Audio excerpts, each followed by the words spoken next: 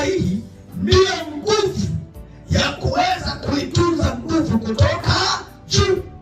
Maanake tunapozungumza kwa habari ya maamuzi sahihi, tunazungumza maamuzi ya mtu ambaye baadaye hawezi kujuta.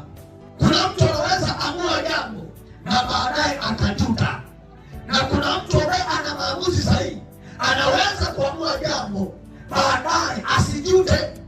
Sasa leo nataka nikufundishe kwa habari ya hiyo nguvu ya kuitunza nguvu kutoka juu.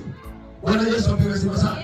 Na hiyo nguvu ya kuitunza nguvu ndiyo maamuzi yenyewe. Maamuzi sahihi ndiyo sehemu au ndiyo nguvu inayoweza kukusaidia wewe kuitunza nguvu kutoka juu.